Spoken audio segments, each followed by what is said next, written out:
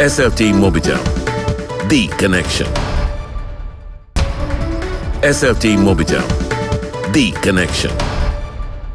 ලෙන්ගතුකම වැඩි කරගන්න ලව්ජු රුපියල් 50ට අඩු කළා. මාමේ එන්න අපිට එකක් බොමු.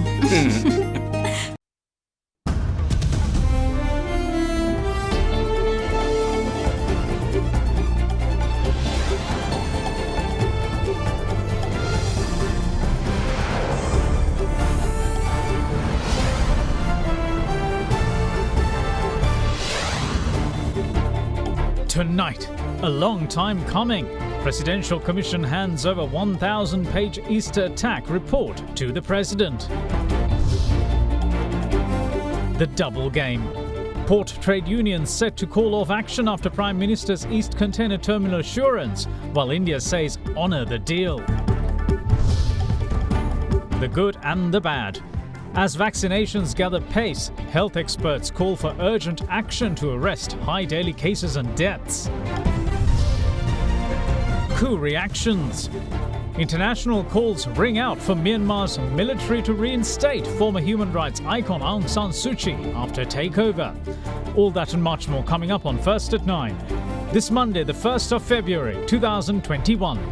Buy a 2-litre Coke and get a glass free. Alcohol අඩංගු hand sanitizer භාවිත කරන්න. ලෙඩ රෝග ඇති කරන විෂ බීජවලට එරෙහිව සටන් කරන්න. හඳුන්වා දීමේ මිල රුපියල් 350යි. From AdaDerana, this is AdaDerana First at 9. Live from Studio 24 in Colombo. Good evening and welcome to First at 9. I'm Dhammik Ekanaik. Now, India urges Sri Lanka to abide by the existing understanding and commitment pertaining to the East Container Terminal. It comes on the back of the government deciding today to develop the terminal under the Sri Lanka Ports Authority without foreign investment. During discussions held between port trade unions and Prime Minister Mahinda Rajapaksa this morning, the PM said that the relevant cabinet paper will be submitted today. The unions, however, insisted that they will continue the trade union action until the cabinet decision is officially communicated. Meanwhile, just a short while ago, the cabinet unanimously approved the retention of the East Container Terminal by the Ports Authority.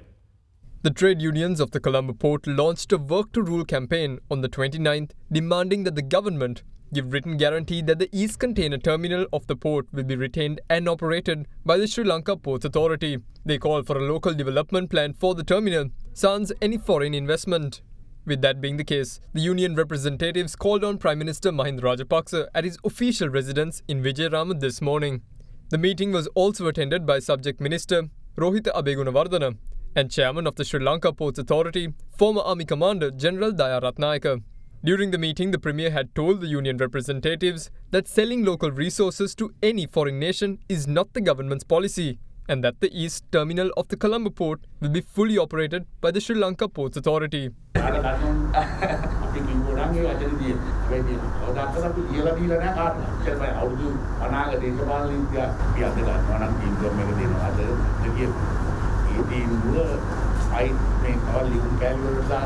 අපේ කම්කරු නියෝජිතයන්ගේ පැත්තෙන් අපේ බලාපොරොත්තුව ශ්‍රී ලංකා වරාධිකාරියේ නැගෙනහිර පර්යාන්තය 100% මෙහෙම කළමනාකාරීත්වයෙන් රාජ්‍ය ව්‍යවසාය තුළ ක්‍රියාත්මක වීම රාජ්‍ය කැබිනට් මණ්ඩලයට දාන අනිවාර්යයෙන්ම ලිපුජීත ඔයාලට බලා ගන්න පුළුවන් මට කැබිනට් මණ්ඩලයේ දාන්නේ විශේෂයෙන් කැන්ක් එක සාකච්ඡා කරා අගමැතිතුමනි දීර්ඝ වශයෙන් දින දෙකක් ඒ දින දෙකේම අපි විසින් ඉදිරිපත් කරන කොන්දේසි වලට ඉන්දියන් අදාළි සමාගම කැමතුනේ නැග්ගක් ඒවා. අපි මොකද හැම වෙලේම අපිට වාසිදායක ලෙස තමයි අපි ඉදිරිපත් කරන කොන්දේසි.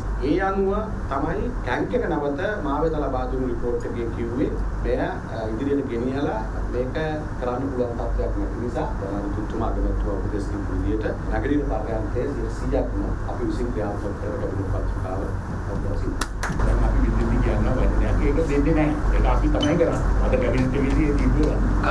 කොහොම වුණත් බටහිර පර්යන්තය කියන එක ආසියානු සංවර්ධන බැංකුවේ ණය කොන්දේසි වලට අනුව අනිවාර්යෙන් පෞද්ගලීකරණය කර යුතුයි. අගමැතිතුමාට පින් සිද්ධ වෙන්න තමයි මේ නැගෙනහිර පර්යන්තය වරාධිකාරියට හම්බුනේ බටහිර පර්යන්තය කොහොමද වෙන ආයෝජකයෙකුට ඒ නායක විසුමට ප්‍රකාරව දෙන්න ඕන. වරාධිකාරී අපි සියලු දෙනාගෙන් මිල්ලාගෙන වෘත්තීය සමිතියෙන් දැන් ඥාගවැතුමා සියලු දෙනාම ප්‍රකාශ කරා. දැන් මම ගිහිල්ලා වැඩ පටන් ගන්න. මම දන්නවා කොච්චර අමාරුවෙන්ද මේ සර්විසස් ටික අපි තියාගෙන ඉන්නේ මේ වෙලාවේ. The union representatives then addressed the media after concluding their meeting with the Prime Minister.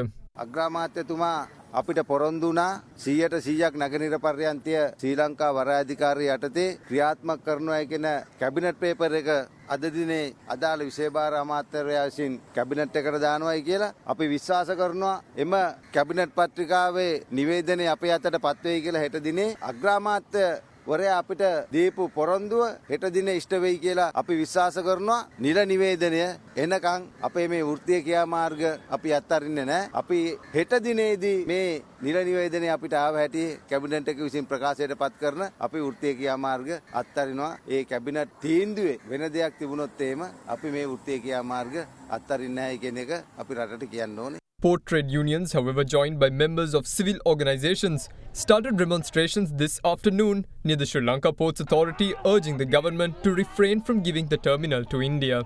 What's more, several other protests over the matter were also worked off in some areas in Colombo. In the meantime, the Indian High Commission in Colombo released a media communique over the government's decision to develop the East Container Terminal solely by the Ports Authority. The communique issued by the Indian High Commission spokesperson read, quote, I would like to reiterate the expectation of the Government of India for expeditious implementation of the Trilateral Memorandum of Cooperation signed in May 2019 among the governments of India, Japan and Sri Lanka for the development of ECT with participation from these three countries. The commitment of the Government of Sri Lanka in this regard has been conveyed several times in the recent past, including at the leadership level. Sri Lanka's cabinet also took a decision 3 months ago to implement the project with foreign investors.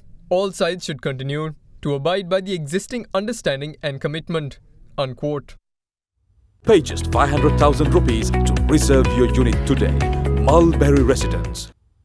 Now, after 15 months of hearings, testimonies and somewhat heated proceedings, the Presidential Commission of Inquiry appointed to investigate the Easter Sunday terror attacks of 2019 delivered its final report to President Gotabaya Rajapaksa today.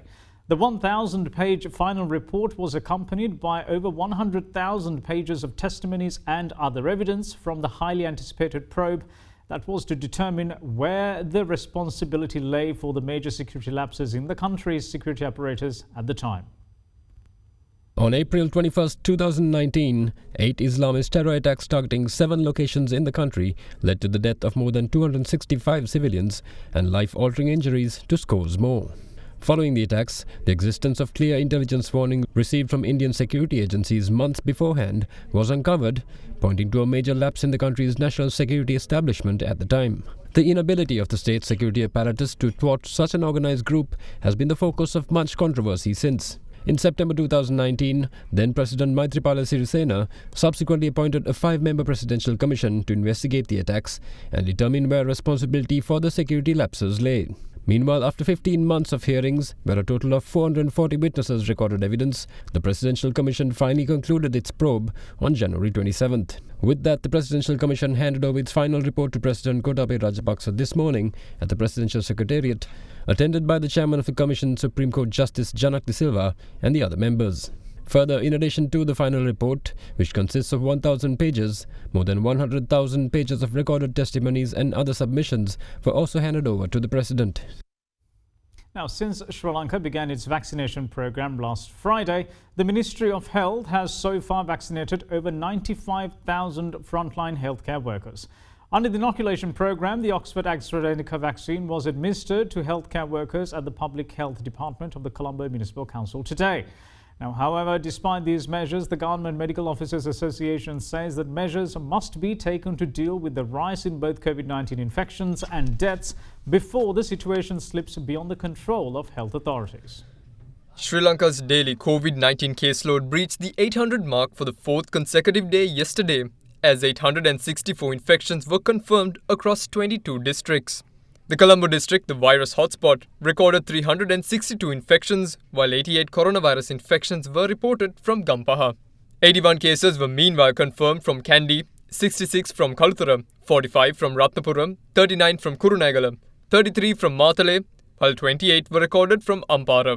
95 more cases of the virus were reported from 14 other districts. The remaining 27 cases were identified as Sri Lankan returnees.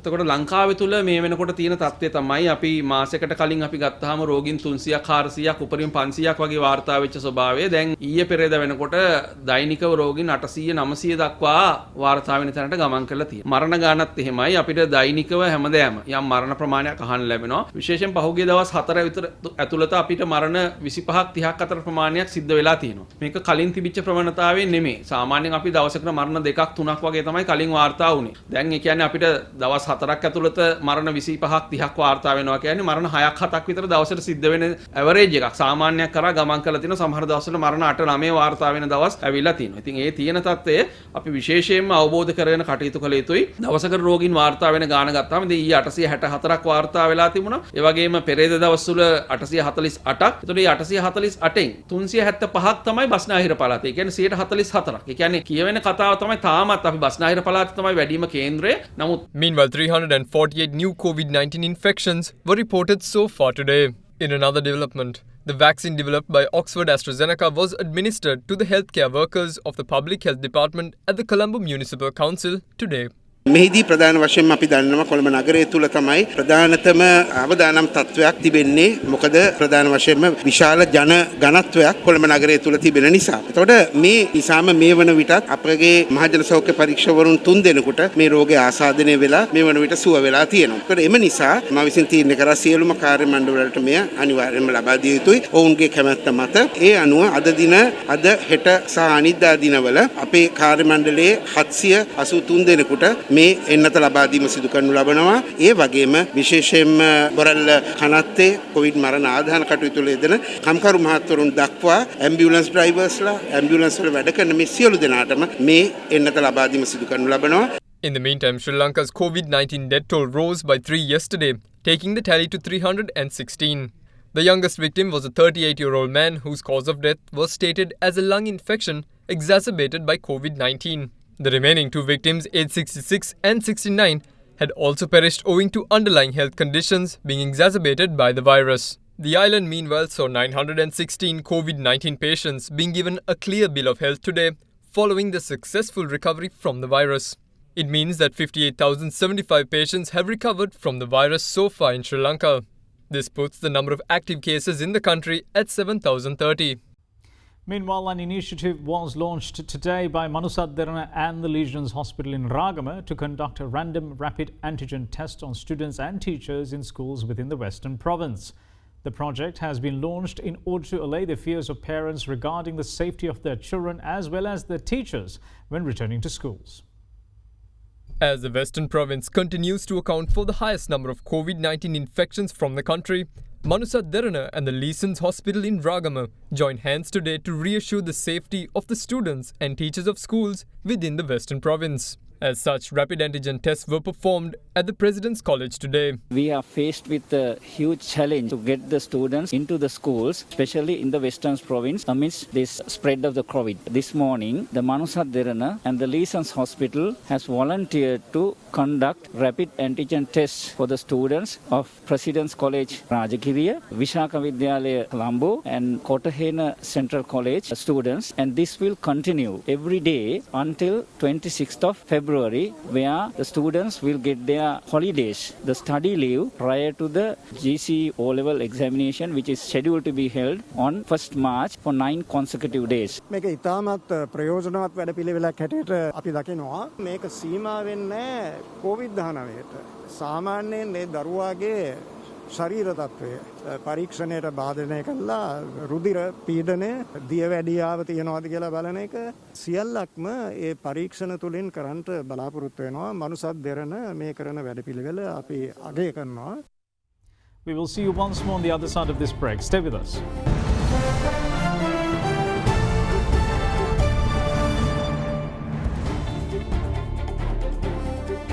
Welcome back. You're watching First at 9. Now, Sri Lanka's permanent representative to the United Nations, former Chief Justice Mohan Peiris, delivered thinly veiled criticism to the global community and to some entities of the United Nations for overlooking Sri Lanka's success story in rehabilitating LTTE child soldiers. Addressing the UN Security Council Area Formula meeting on children and armed conflict, repatriation of children from conflict zones, from camps to homes recently, Peiris said that Sri Lanka's success story has now become a forgotten story, adding that the the nation, I should say, continues to be hounded for defeating terrorism. Speaking at the United Nations Security Council Area Formula meeting on children and armed conflict, repatriation of children from conflict zones, from camps to homes, recently Sri Lanka's permanent representative to the United Nations, Mohan Peiris, said it is ironic that the world does not place a high value on children, particularly in context of armed conflict. He noted that 415 million children live in conflict-affected areas, and in high-intensity conflict areas, it is a staggering 149 million, which is double the number of children in the United States. Quoting the late Nelson Mandela, Peiris said, "There can be no keener revelation of a society's soul than the way in which it treats its children. This is now more relevant than ever." He went on to say, quote, "Sadly, most of us present today know my country Sri Lanka experienced the phenomenon of child soldiers at the hands of a group of non-state actors. This group used intimidation and terror tactics to pressure families of the Tamil community in Sri Lanka to give their sons and daughters for their military purposes. As such, following the neutralization of this group in 2009, the government of Sri Lanka had a substantial task in relation to rehabilitation and reconciliation. All of these child soldiers, 594 of them, were rehabilitated and reunited with their families. As a result, a number of former child soldiers participated in the national examinations. 11 children took up university entrance examination and 3 went on to gain admission to university and university education. Many others underwent vocational training and are now in meaningful employment." Unquote.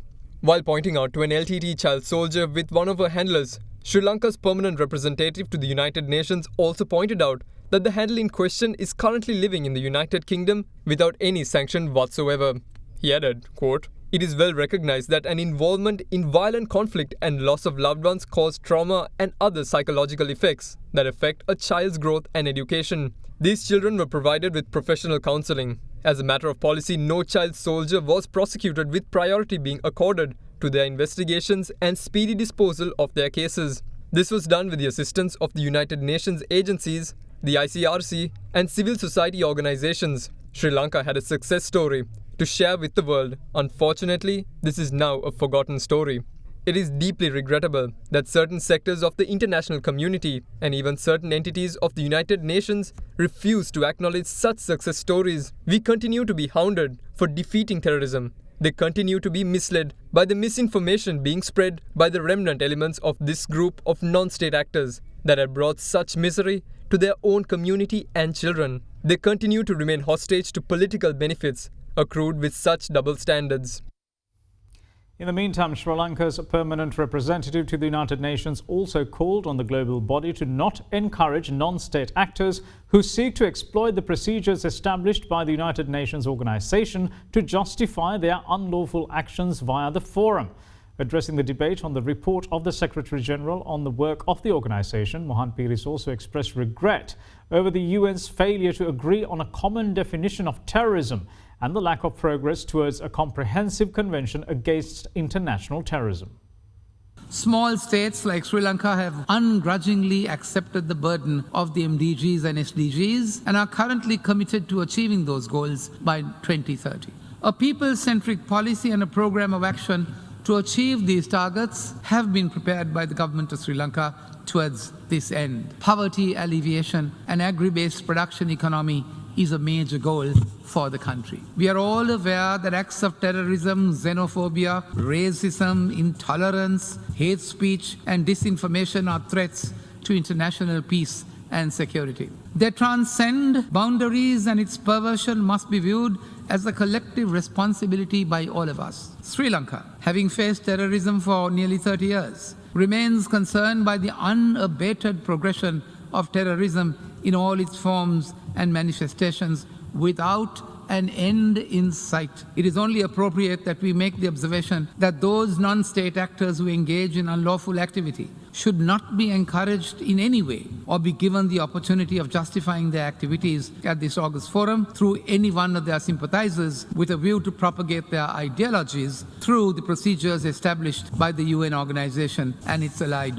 organs. Regrettably, this August body, as our worthy neighbor and friend India observed last evening, is yet to agree on a common definition of terrorism, and there remains a lack of progress towards a comprehensive convention against international terrorism. However, we remain optimistic and look forward to working with all member states in addressing the challenges arising out of the many faces adorned by extremism and terrorism. We note the reforms introduced both at headquarters and throughout the United Nations system, and reiterate the need for a more geographically diverse UN workforce sensitive to the different cultures that enriches the global community. It is essential to ensure that all actions taken by the system are transparent and in conjunction with adherence to and the implementation of the UN Charter. The UN must, while addressing the challenges of our times, represent and reflect the interest of all member states. Meaningful results on the ground at the national level can only be ensured by seeking common ground, which is the only sustainable path for addressing challenges in moving towards a more peaceful, prosperous and sustainable world. Now then, the leaders of the National League for Democracy, Myanmar civilian government, including State Councillor Aung San Suu Kyi and President Win Myint, have been detained by the country's military following pro-military protests over alleged voter irregularities in November's parliamentary elections. Myanmar's military commander-in-chief, Senior General Min Aung Hlaing, has assumed control over the country for a period of 1 year. The move has sparked condemnation by several Western governments who have called for action against Myanmar if the coup is not reversed and its civilian leaders are not released. Myanmar's military has seized power and declared a 1-year state of emergency following days of escalating tensions over the result of November's parliamentary elections. The country's military has disputed the election results that gave the National League for Democracy, led by Aung San Suu Kyi, an overwhelming majority in parliament, citing huge voter list irregularities. Myanmar's military commander-in-chief, Senior General Min Aung Hlaing, has been handed power and has pledged to practice the genuine discipline-flourishing multi-party democratic system in a fair manner. The statement was released after Suu Kyi, the country's de facto leader, President Win Myint and other senior members of the National League for Democracy party were detained in the capital today. Meanwhile, the United States government has issued a statement expressing alarm over the events. U.S. Press Secretary Jen Psaki stated that the United States opposes any attempt to alter the outcome of recent elections or impede Myanmar's democratic transition and will take action against those responsible if these steps are not reversed. Following suit, UK Prime Minister Boris Johnson too tweeted his condemnation and called for the release of the country's civilian leaders and for the military to respect the decision of voters. The country's 75-year-old leader Suu Kyi, despite enjoying a high approval rating among the Burmese populace, has had her political legacy clouded in recent times by accusations of mass human rights violations in the 2017 crackdown on its Rohingya minority group. The violent military crackdown resulted in the deaths of 6,700 Rohingya, including at least 730 children under the age of 5. The violence also saw a mass exodus of Rohingya into Bangladesh, which the United Nations described as a textbook example of ethnic cleansing. Following accusations of genocide, Suu Kyi denied any misdeeds by the country's military, whose actions, she said, were simply attempts to exercise the rule of law. However, international watch groups such as Amnesty International have accused Myanmar's military of mass rape and abuse of Rohingya women and girls. Adding to this was a 2018 report by UN investigators who accused Myanmar's military of carrying out mass killings and rapes with genocidal intent. However, Suu Kyi has rejected all genocide allegations when she appeared before the court in December 2019. In other local stories, the Ministry of Education has decided to temporarily postpone the admission of students to all schools based on the results of the Grade 5 scholarship examination. Secretary to the Ministry of Education, Professor Kapila Perera, said that enrolling students to Grade 6 classes based on scholarship exam results has been postponed by 1 month.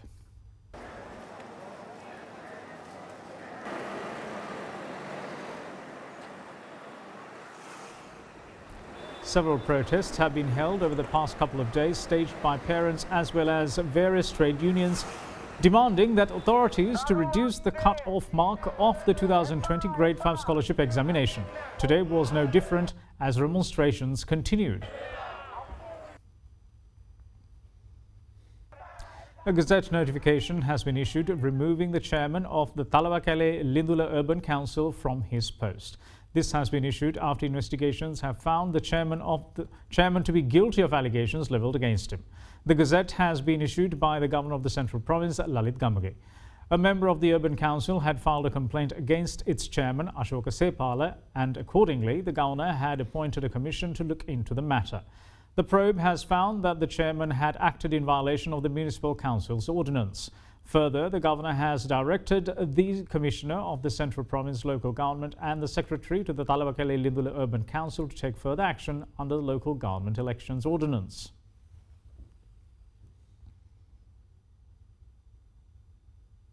We will see you shortly. Bear with us.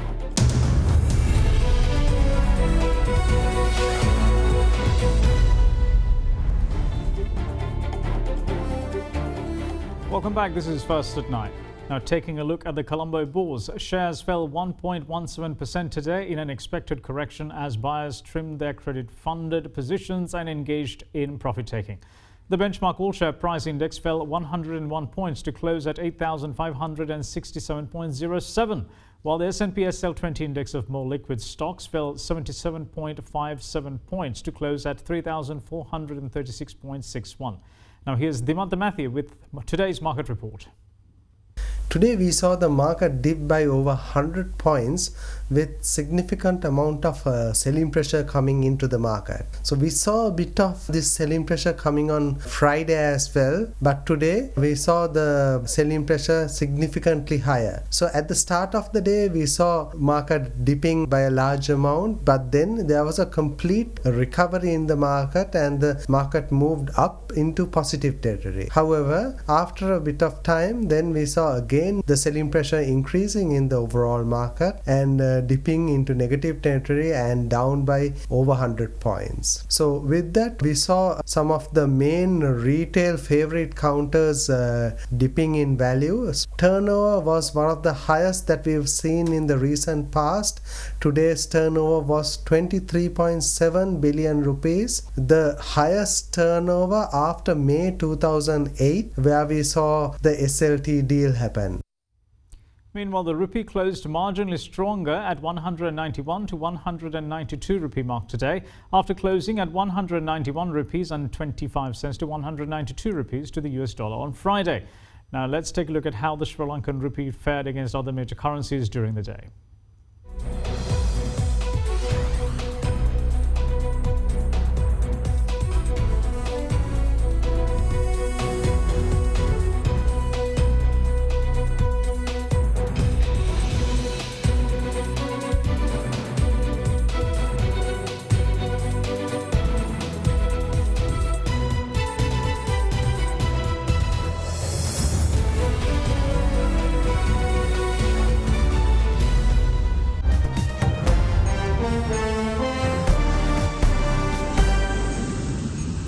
The US vaccination program has been critiqued for what has been termed an unfair distribution formula, where people with connections can skip the queue.